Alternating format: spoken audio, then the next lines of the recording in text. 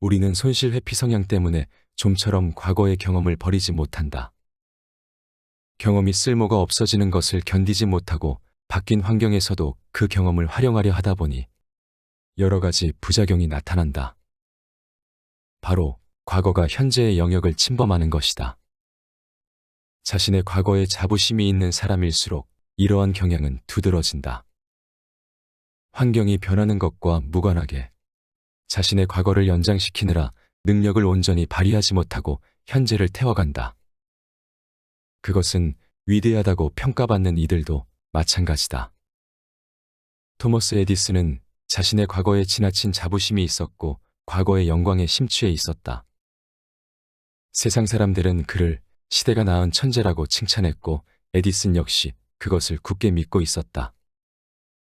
그러다 니콜라 테슬라라는 또 다른 천재를 자신의 부하 직원으로 만나게 된다. 테슬라는 상사인 에디슨에게 교류 시스템을 연구하자고 먼저 제안하자 에디슨은 자존심에 큰 상처를 입고 제안을 단칼에 거절했다. 이후 테슬라는 에디슨과 갈등을 빚다 에디슨을 떠나 조지 웨스팅하우스에게 갔다. 이후 에디슨은 상용화된 테슬라의 교류 시스템이 감전사를 쉽게 유발하여 위험하다고 거세게 비난했다. 그러나 업계 관계자 입장에서는 적절한 절연장치와 규제로 줄일 수 있는 위험 수준이었다. 만약 에디슨이 합리적인 사고를 가졌다면 직류를 고집하기보다 새로운 기술인 교류를 받아들이면서 안전성을 개선하는 노력을 했을 것이다. 패배를 인정하고 싶지 않았던 에디슨은 대중에게 테슬라를 비난하기 위해 코끼리를 포함한 온갖 동물을 교류로 감전사시켰다. 그리고 1890년 뉴욕 교도소 당국에 교류 전기 처형을 제안했다. 한때 그는 사형제도를 완전히 폐지하는 데 진심으로 노력하겠다고 말하기도 했다. 사람을 죽이기에는 약했던 교류전압의 전기 의자 때문에 당국은 사형 절차를 다시 한번 반복해야 했다. 이는 현재까지도 미국 역사상 가장 잔인한 사형 집행 중 하나로 꼽힌다. 에디슨은 라이벌에 대한 질투로 그가 수십 년간 쌓아왔던 평판을 완전히 무너뜨렸다. 1915년에는 테슬라와 공동 수상하지 않겠다는 이유로 노벨 물리학상 수상을 거부하기도 했다. 당신의 단점을 알고 있으면서도 장점을 보고 곁에 있는 이가 둘이면 거인이 되고 큰 성공을 이룰 수 있다라는 아름다운 말을 남긴 그였다. 그렇게 자신이 쌓아 올린 영광에 취해 여생을 질투로 허비하고 말았다. 세상에서 가장 이성적인 캐릭터인 셜록 홈즈를 창조한 아서 코난 도일은 우연히 접한 심령술과 영매에 빠져 남의 눈에 뻔히 보이는 반대의 증거를 무시한 채 타인에게 심령술을 전파하는 데 여생을 바쳤다. 그는 유령의 존재를 밝혀내겠다며 약 12억 원을 공개적으로 심령학회 연구비로 기부하기도 했다. 그의 지인은 그가 속기를 작정한 사람 같았다고 평했다.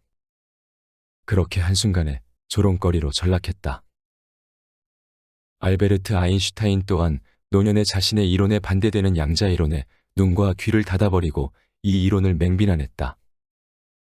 그리고 뒤늦게야 자신의 편협함을 반성하며 친구인 양자 물리학자 루이 드브로이에게 나는 사악한 양자를 보지 않으려고 상대성이라는 모래에 머리를 처박은 타조꼴이었겠지라며 자기를 비웃었다.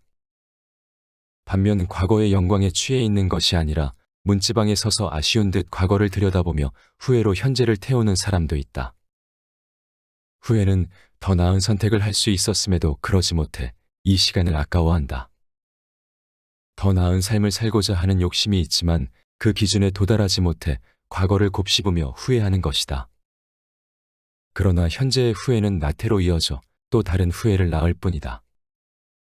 과거에 행한 모든 행동의 결과는 단 1%도 바꿀 수 없다. 과거가 후회스러울수록 과거의 깨달음만 남기고 나머지는 현재에서 삭제해야 한다. 나폴레옹 힐의 말처럼 성공은 과거의 모든 불쾌한 경험과 작별하는 것에서 시작된다.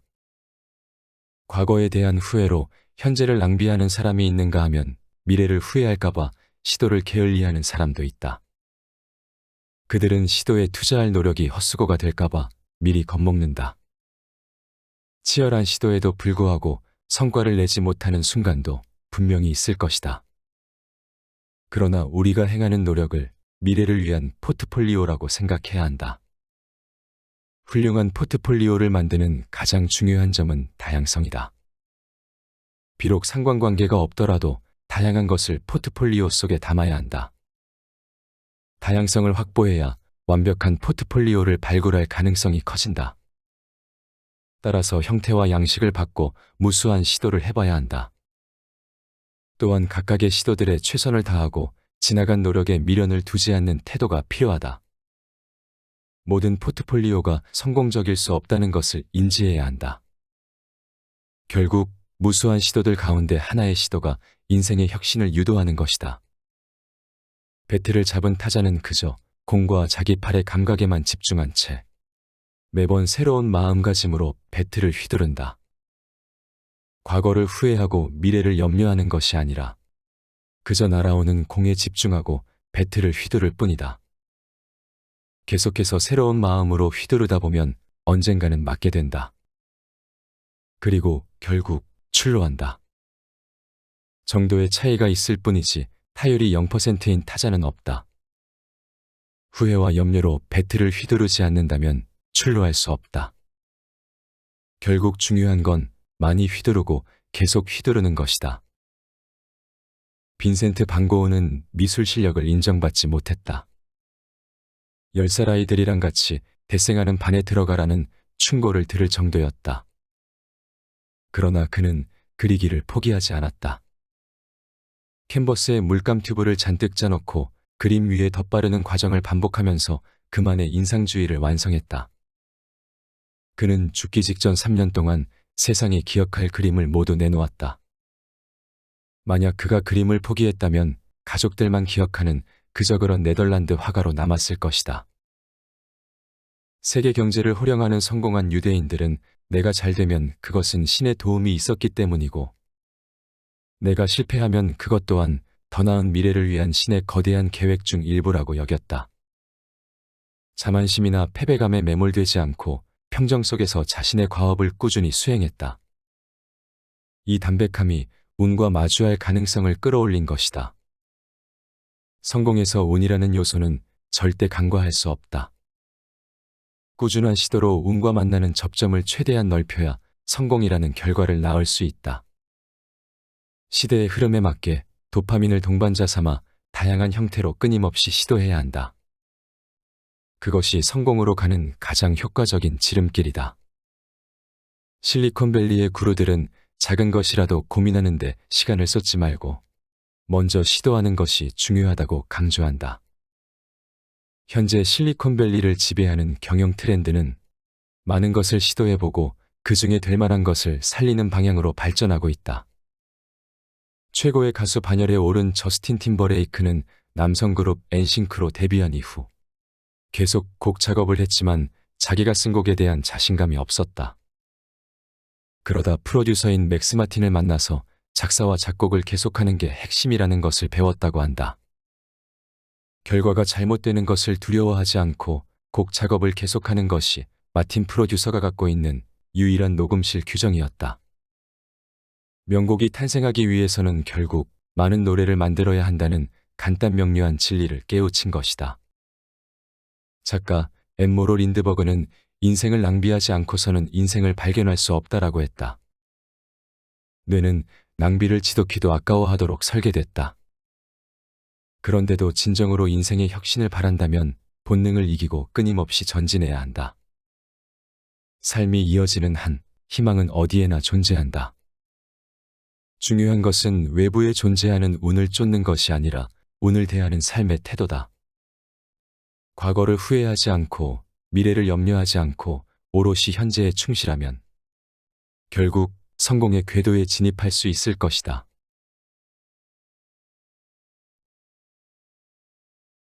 혁신의 서막을 열다. 위기는 삶의 감각을 일깨운다. 모든 역사는 위기를 걸음삼아 발전했다. 인간의 동기 가운데 회피동기는 가장 강력한 힘을 가지고 있다. 그러나 역설적으로 상황을 모면하고자 하는 힘은 상황이 풍족할 때는 발현되지 않는다. 인간의 가장 강력한 힘은 몸을 숨기고 있다가 위기가 닥쳤을 때 폭발적으로 뿜어져 나온다. 그리고 이 힘을 통해 역사를, 사회를, 자신의 인생을 탁월하게 변화시킨다. 소프트뱅크 그룹의 손정혜 회장은 인생에서 가능성이 가장 충만한 30살의 나이에 만성간염으로 5년 시한부 판정을 받고 홀로 병상에 갇히게 됐다. 3년의 세월 동안 그는 낙담하지 않았고 4,000권의 책을 읽으며 자기의 생각을 정립했다. 그 과정에서 제곱병법이라는 자신만의 경영 철학을 완성한 뒤 건강을 되찾고 경영에 복귀했다. 그 후 얼마 걸리지 않아 테크업계의 거물이 됐다. 건강을 상실한 것이 오히려 그에게는 전환점이 된 것이다. 주변인에게 묻혀 생을 소비했다면 그는 자신의 거대한 사상을 차근차근 정리해 나가지 못했을 것이다. 1985년 스티브 잡스는 적자가 누적됐다는 이유로 자신이 만든 회사에서 쫓겨났다.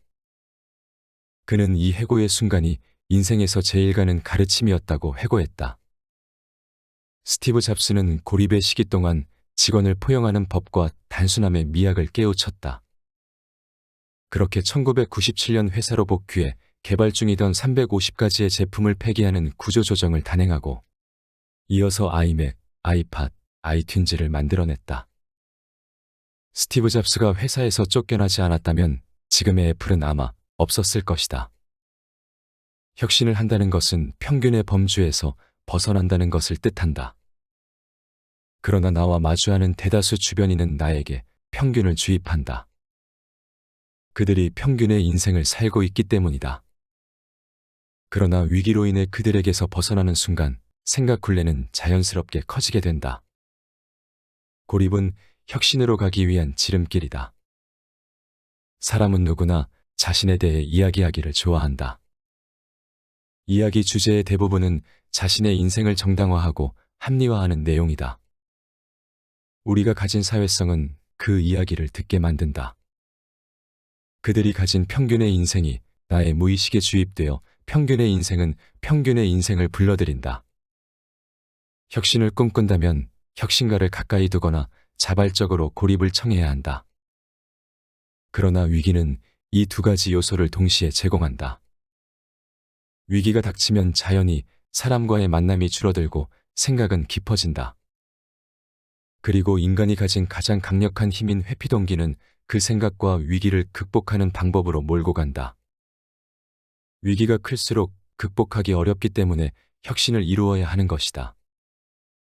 도전에 내몰렸으나 생의 의지로 충만한 이들은 결국 혁신을 이뤄낸다. 그래서 위기는 혁신의 서막이다. 1839년 루이 다게르가 사진기를 발명했을 때 많은 화가가 미술의 종말이 올 것을 걱정했다. 사실을 정확하게 묘사하는 그림이 가진 힘이 사라질 것이라며 붓을 꺾었다. 그러나 소수의 혁신가는 미술이 가진 힘과 목적을 다시 생각했다. 그들은 사진기가 흉내낼 수 없는 미술의 또 다른 힘을 보여주려 했고 찰나의 순간에 작가가 느낀 인상을 그림에 담아내고자 노력했다. 인상주의는 그렇게 꽃을 피웠다. 클로드 모네, 폴 세잔, 피에르 오기스트 르누아르, 카미유 피사로 등은 아직도 역사가 기억하고 있다. 나무로 만든 장난감 회사를 운영 중이던 올레 크리스티 얀센은 1942년 공장의 화재로 가진 모든 것을 잃고 말았다. 그러나 그는 재기하기 위해 생의 마지막 도전을 시도했다. 플라스틱으로 조립형 장난감을 만들기로 결심한 것이다. 그리고 그의 회사는 오늘날의 레고가 됐다. 공장에 화재가 나지 않았다면 오늘날의 레고는 없었을 것이다. 선조들은 사냥감 부족 문제를 해결하기 위해 농업을 발전시켰고 추위로부터 자신을 지키기 위해 의복을 개선시켰다. 기억력의 한계를 극복하기 위해 문자를 발명했고 홍수의 위협으로부터 농작물을 지켜내기 위해 관계시설을 개발했다. 역사학자 아놀드 조셉 토인비는 인간의 유구한 역사는 외부의 도전과 그에 대한 응전으로 발전했다고 말했다. 응전은 도전을 수락하고 상대의 공격에 굴하지 않고 맞서 싸우는 자세를 뜻한다. 인생의 위기가 찾아온다면 이를 반기고 힘껏 맞서 싸워야 한다. 위기에 삼켜지지 않고 끝내 이기는 자는 결국 인생의 혁신을 이루게 된다. 위기가 크면 클수록 혁신의 범위는 더욱 넓어진다. 물리학 용어로 응력은 물질 외부에서 힘이 가해졌을 때, 물질 내부에서 이에 대항해 외부 힘과 반대로 작용하는 힘을 말한다. 응력은 외부 힘이 강할수록 이에 비례하여 더욱 커진다. 큰 위기에 삼켜지지 않기 위해서는 이에 비례한 단단한 심지와 창의력이 필요하다. 혁신가들은 길이 없어 보이는 상황에서 자신이 갈 길을 기어이 만들어낸다. 나는 길을 찾으리라, 아니면 길을 만들리라. 카르타고의 영웅 한니발이 로마를 공격하며 한 말이다. 길이 없는 상황에서 주저하는 것이 아니라 길을 만들면 된다. 그리고 그 길을 따라 걷는 수많은 사람들은 오래도록 길을 만든 사람을 기억할 것이다.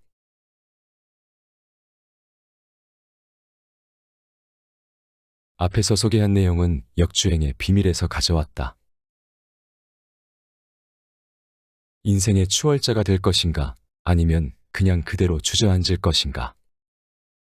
대부분의 사람들은 실패를 경험하면 다음에 또 실패하면 어쩌지 하는 부정적인 생각에 사로잡혀 쉽게 발걸음을 내딛지 못한다. 물론 부정적인 생각에 사로잡히는 것은 선조들이 생존하기 위해 수만 년간 키워온 본능이다. 하지만 생존의 위협이 사라지고 기회로 꽉 들어찬 현대사회에서는 본능을 극복하기 위해 의식적으로 노력해야 한다. 비즈니스 컨설턴트로 활동하고 있는 저자는 성공한 사람들 대다수의 원동력이 역주행 현상, 즉 실패를 딛고 일어나 한계를 넘는 과정에 있다는 것을 알게 됐다. 그리고 책에서 그 과정들을 소개하며 실패가 가진 힘에 대해 조망하고 이를 통해 역주행을 가능하게 하는 구체적인 방법들을 알려준다. 커다란 실패 속에는 언제나 기회가 함께 들어있다. 다만 우리가 그것을 발견하지 못할 뿐이다. 그러니 실패했다고 좌절하지 말자. 당신의 첫 실패는 곧 성공으로 가는 첫걸음이 될 것이다. 이 책과 함께 실패 속에서 기회를 발굴하고 스스로 제도약의 계기를 만들길 바란다.